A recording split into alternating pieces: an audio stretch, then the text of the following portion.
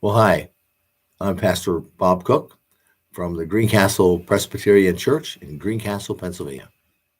Welcome to Faithbreak on the seventh day in the season of Lent, and it is Tuesday, February 28th.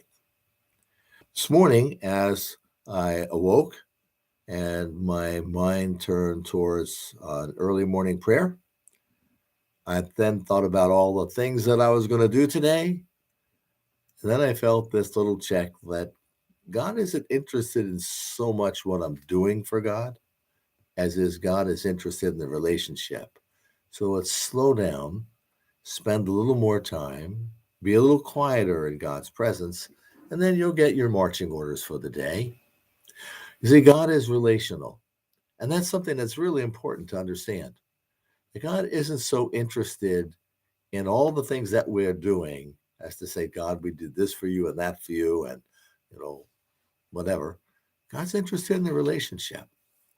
Early in the Bible, in that beautiful story of creation, where Adam and Eve would work for the day, and then in the cool of the day, they would commune with God.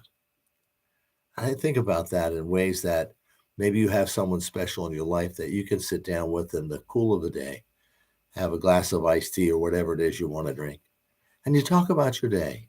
You talk about your lives and your dreams and your hopes, maybe some of your concerns and your worries. And you share that time in such a wonderful way that it draws you closer to one another. I think that's what God is after. God is interested in us. God's interested in our lives. We don't have to sound all holy before God. God knows what we are, or who we are.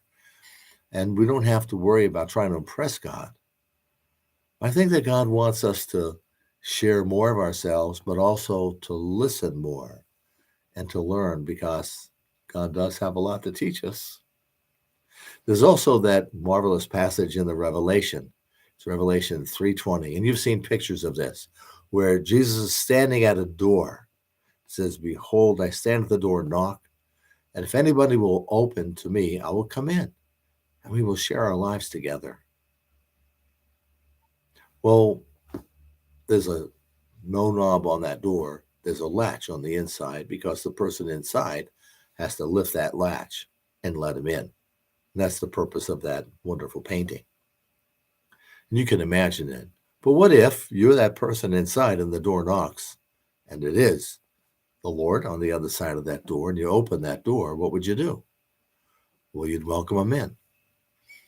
You'd ask if he'd like something to refresh himself.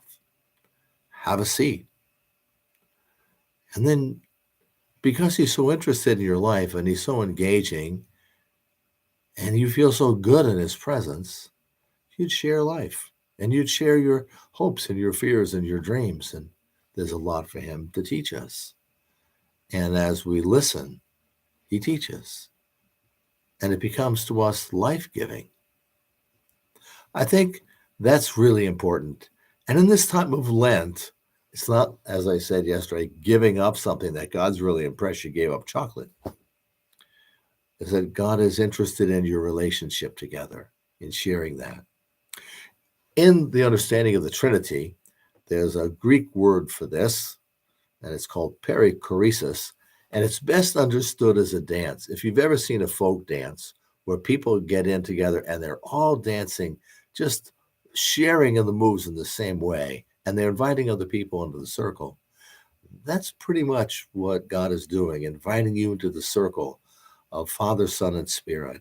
And where in that circle, there's a place for you, and it feels so good because he wants this for you and wants to share the divine life with you.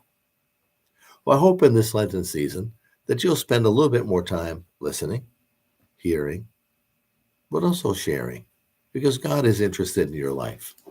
I'll be back tomorrow. I hope you're having a good day. Thanks for tuning in. God bless.